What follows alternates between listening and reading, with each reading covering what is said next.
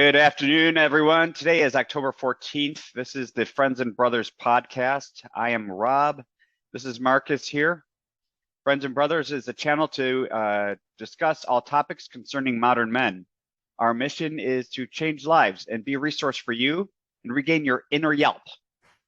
Thanks for tuning in, and we look forward to today's conversation. I thought it was a little timely with other incidents that have come to light this week, particularly judicial events involving families with lost children due to gun violence. And so we want to talk about here today, how do men and dads balance grief? So Marcus, good to talk to you again here. Yeah, absolutely. So I'm going to put you on the spot. How do dads? I'm not a dad. I wish I were. But I know you have a specific spot you want to start with, and let's go. I mean, I know it's got to be tough to manage. Like, you put yourself in that empathetic situation. Right. I think dads immediately, inherently, once they become a dad, it's like a switch that occurs, and we immediately become focused on the children, right? Their safety, their happiness, their well-being. Yeah. But with that, with that process, grief comes in from different, from different events that happen to us.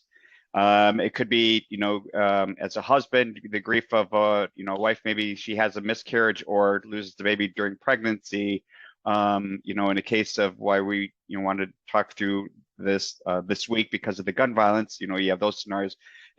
You have a million other scenarios that play into the grieving process, right? And I don't know, I'm speaking off the cuff. I think men have this, this inherent nature that we have to be the ones providing, right, and be the stronghold for the family, and to show signs of grief, right, yet alone sorrow, is weakness for us. And I'd like to talk through that real quick, though. As we get started here, I do want to set up a caveat for everyone listening, that both Marcus and myself are not psychiatrists, psychologists, grief counselors. I do not have any formal education in psychology or grief counseling, but I think, at least for myself, and I'm sure for Marcus too, we've managed and gone through different aspects of grief throughout our lives, right? And so that's what we're here to talk about. We'll put up this number at the end of the call here, though. But if anyone is having thoughts of suicide, there is a national suicide hotline, 988. And it's available to anyone in a suicidal crisis or emotional distress. And it links you to local agencies, I believe, if I'm not mistaken, to seek further guidance and support. You can also text HOME, HOME, at 741-741. And if you, last point of reference is, if you do feel that someone, including yourself, is in immediate danger, please call 911. So we'll get back on topic here. Balancing pain with strength. Honestly, I've gone through several different, stages of it, as a, young child, as an adult, as a parent. Probably the biggest sort of trauma that we've faced more recently was as foster parents. So in my story, my wife and I, we got to a point in our life where we decided to foster with the hope and intent to adopt a child out of foster care. And we had one child. We picked him up from the hospital. We had him for a good 7-8 months. There was a decision made about putting him into a different home, which pretty much tore my wife and I, apart. Sure. Not each of us apart from each other as our marriage, but right. Granted, that struggled, of course, right? But quite honestly, I went into a bit of a depression of sorts, because we became quite attached, as one might guess, to this little boy who we were hoping to adopt. Right. Now, fast forward, 3 years or so later, he's now our oldest of three children, who we've all adopted since then. But that process during that time, I literally spent a solid 30 days at night doing nothing but sitting up in his room crying. Sure. And that was a big struggle Completely because understand that. because not only was I struggling in that, my wife was struggling, and I couldn't comfort her either because I was struggling myself. So I want to interrupt for a second. That way we can get a little banter going. So that is the crux of what it is that we're here to do, right? We want to be here as two guys that have been through a lot, like most guys that are out there, and we're looking to just be a voice. And in this case, dealing with those kinds of traumas, we all deal with it differently. And unfortunately, as men, we get put on this, I'm only going to say pedestal, but we get put in this position of expected strength. And that comes from a certain sense of stoicism, man up, all these things that we've learned throughout history, right? Yeah. Well, whether we've learned them from our, the male figures in our life or the female figures, that's kind of what we're looked at. And if we're anything other than that, then we're feminized or it's emasculating or what have you. And I completely think that's crap. And I think that stronger men have to be vulnerable. They have to understand that it's okay. Like in your case, I mean, how do you deal with that? I mean, you've got something, you fell in love with this little kid, and I'm going to get choked up here. But the thing is, when that happens, how do you deal with that? And, you internalize it, and you're trying to be there, for your family, right?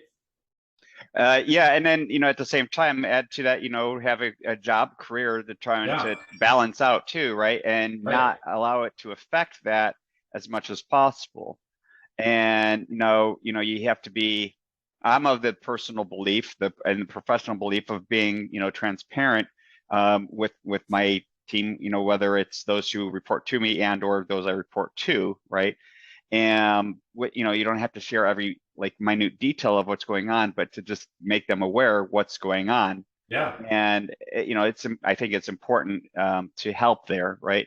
One thing that helped through that process though was I did have a few close friends, several close friends, and they were particularly helpful to me, as well as to me and my wife as a couple as well, and that really helped quite a bit. I don't have any brothers or sisters to have relied on, where my wife has a couple sisters.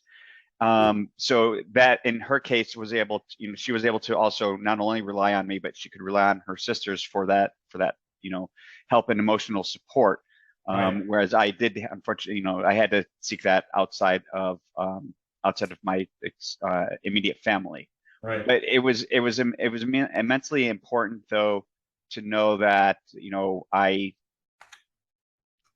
that I was supported, and that our family was supported. And when our son went up for adoption, when he was available for adoption, we had to go through that process internally between my wife and I of applying for the adoption or not, right? And going and planning on the possible decision that maybe it wouldn't be us, that we're the chosen family. Right. It worked out fortunately for us in our favor, but it was something for me. I said I need to have the closure of us applying for his adoption. If we don't apply for it, we're not going to get it, period, right? And so I'm glad I won that business case, I guess, with my wife, or decision, because it turned out, it fortunately, turned out in our favor, and I think we're all the happier because of that. I had a thought about, prior to that about the friends though, but oh yes, that's right. So during that application process, we had many friends step up and put their name in the ring for us, supporting us in that regard too. And again, it was just another sign of the support that we felt in the, that inner circle of sorts, right? So as a man in this situation, not having blood relative male figures or brothers and those kinds of things, what was it, or how did you, or who did you reach out to, or did they reach out to you based on the marginal information that you were sharing? Fortunately, there's a few, particularly close friends that I, was comfortable with to, I guess, if you will, break down in front of, right? Yeah. Well, sorry, but that's where I wanted it to go. I was, Yeah. I don't want to interrupt, but again, I am going to interject because that's the thing. It's like we as men we're set in this position to be, the sentinel. Right. Right. Yes. And if you do any of that in front of your wife or spouse or any person that's looking to you for strength, that in many cases can be seen as weakness. So you have to feel comfortable, at least with some guys, in my opinion, in my view, that you can do that. Right. Now you can do that obviously with your spouse again, but you're going to get a much greater, in my opinion, much greater strength that's giving you that feedback from a male perspective, only in the fact that she's not going to know how you feel. You're a guy. We can only share so much to a certain degree. We had to have some, I don't want to say tough conversations between my wife and I, but we had to, I had to be honest with her, right? If I can't be honest with my wife, then why are we married? Right. So I had to be transparent about it. Of course. Whether or not, our spouse accepts and is fully on board with supporting us, that's up to that depends on the relationship, I think. Absolutely, right? 100%. But in all honesty, in my case, it wasn't completely immediate, again, because my wife was going through her grieving process and, going through some matters herself in that regard. So we had to work on our external friends and support system, but also we recognized that we had to support each other though as well. And that was tested, but we came out of it together, right? And that was refreshing, and we had been married at this point for a while, so between 10 and 15 years, yeah. Right? A good amount of time. Sure. And this was, I don't know if it necessarily made us stronger per se, but it definitely strengthened our unit. Of course. Right. And it was it's definitely, it's everything. It's different because of, events happen and that they inherently, things are different then. But Rob, we approach issues differently now, right? A little bit more transparent, I think. What I was going to ask is, did you happen to feel as though you had to suppress some of those kinds of things to be strong for her and for your... There were definitely moments I had to kind of be aware of, right? And again, I have to kind of like... This is not from a critical standpoint. Right. This is geared towards how we as men manage things. I had to, at times, I just had to be cognizant, right? Yeah. If she's, sitting on the couch, in the corner of the couch, just balled up, I have to put that husband hat on, right? That's right. And I have to kind of put that aside. Fortunately, she was, she's never been either of the it's only me, yeah. sort of, attitude. So if she did, happen to see me at times, in my your state, in my state, thank you. Yes. She was helpful and well, that's what good relationships supportive are based in that, on, right? Yeah, that give and take. But again, coming from a man's perspective, at no time, I will say, at no time has my wife ever said, you need to only support me and I'm not going to support you. Yeah, right? I'm not saying that. But I hear it sort of from other friends and their couples in some, not all, but in some cases. And it just has me scratching my head, to be honest, because to me, that doesn't say it's not a 50-50 relationship, right? Yeah. It's a 100% relationship. That's right. And You're if all in.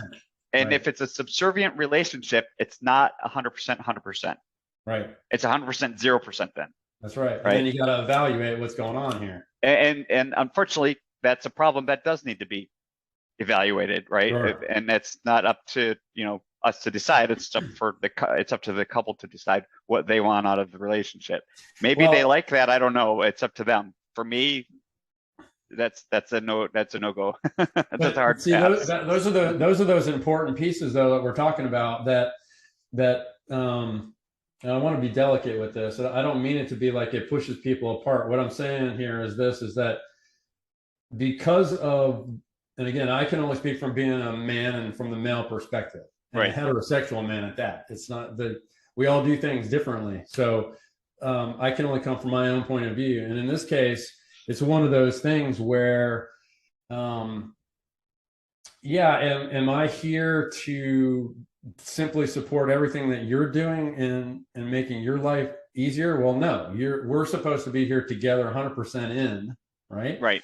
And I'm providing, again, I'm putting myself in your shoes as an empath. Empathetically, I'm thinking, okay, well, I want to put myself in her shoes.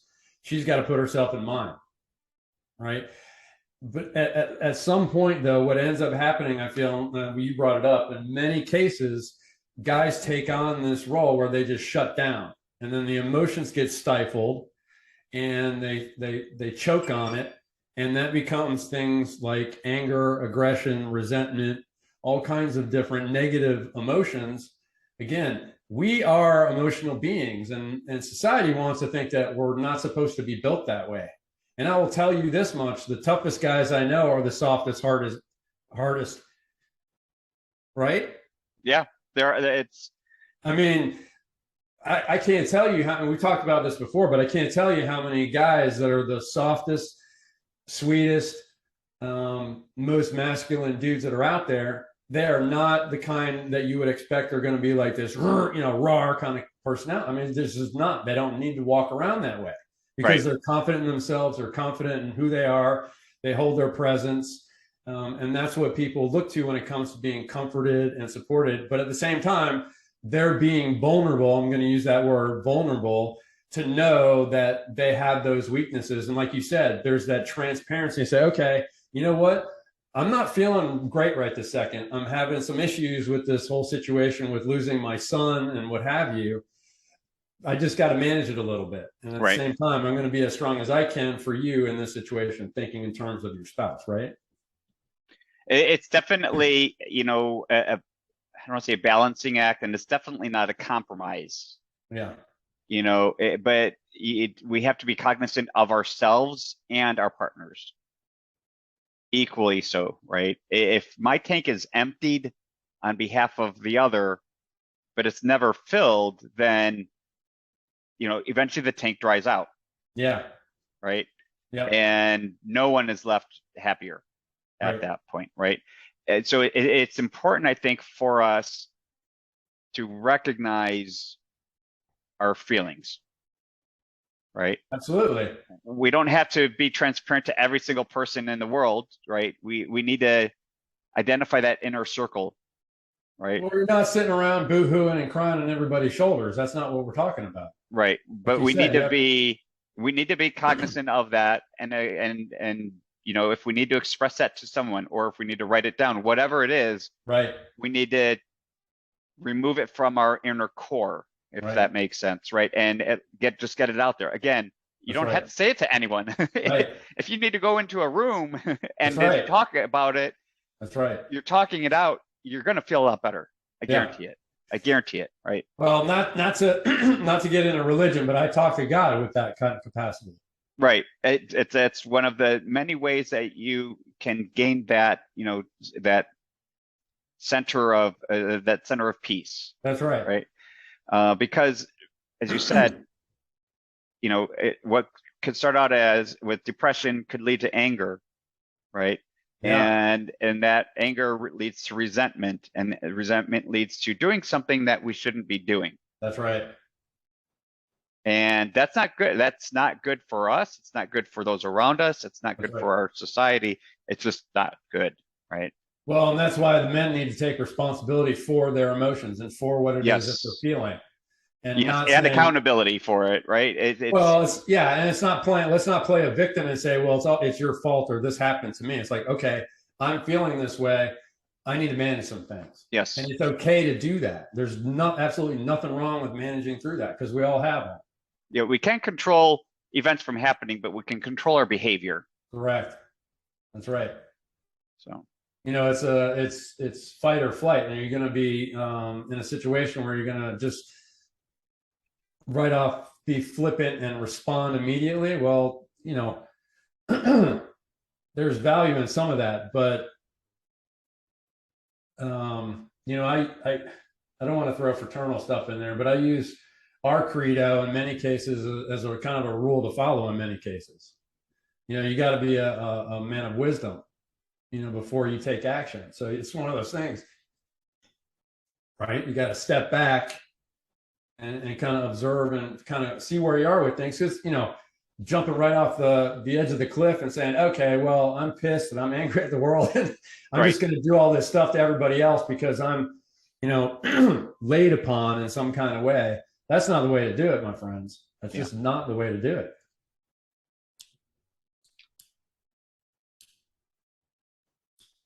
So, what else do we have on that topic then? Well, we can go all kinds of different directions. Where do you want to take it? I just wanted to get the message out there because I want to say, to everyone, you're not alone, right? Absolutely. If you don't have that inner circle, find it. It's available to you. One of the things that in my case, I sought out a group on Facebook that was related to foster and or adoptive parents, or dads specifically. And when I was going through that process initially, that group actually was very helpful to me because it helped me understand that, one, I wasn't alone. The issues and scenarios that we were dealing with as a couple and as a dad, I was definitely not alone.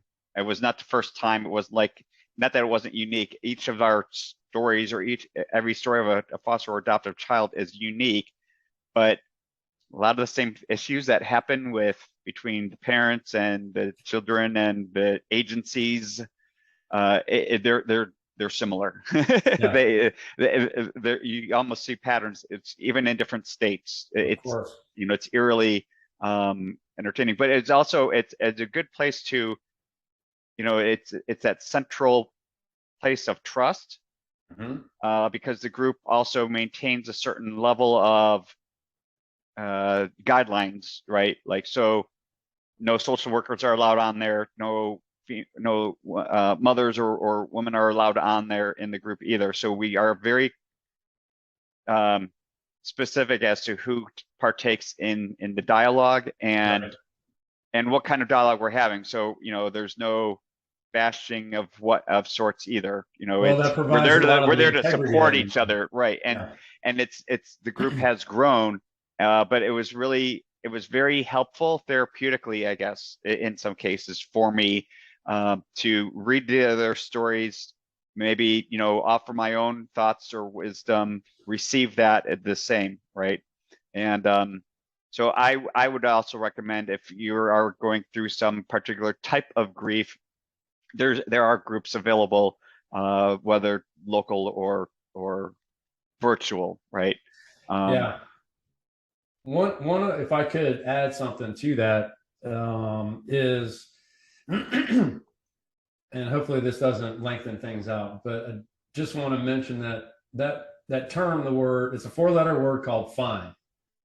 And it's probably my least favorite word in the English language because it's a mask for so many different things for people. And what I want to suggest to a lot of the guys that are out there, get rid of the word fine, and find, if you can, whatever, if you're around a bunch of guys or your buddies, they don't understand what it is that you may be going through or whatever you're thinking, you need to seek out some other people. I'm just giving you the heads up, because when I'm talking to a lot of men, I'm just this way in general, but I'm just sharing with you. When I talk to a lot of men, I'll put my hand on their shoulder and I'll ask them eye to eye, how are you doing? Because I want to know how they're doing. Right. And I don't get the fun because I built rapport and that connection with a lot of the people that I'm around. Not that they're friends, that can be considered friends in some cases, but the point that I want to make is that when somebody's asking you that you potentially, how are you doing, and you feel comfortable around that person, just take them aside and, you know what, I'm not doing that great. You have a second. They'd be they'd be happy to hear what you have to say. Right. If that makes any sense. So I To would me, it encourage does. guys to, let down their armor, their armor every once in a while when it comes to those kinds of things. It's okay. The guy isn't going to think you're weak. He's going to actually think that you're strong and that you're putting faith in him. 100%. All right. So that's my little final add to that. All right. Well, I don't want to, dwell on everything. I think, the grieving process is very important for not only women, but also men. And we need to be cognizant of our feelings.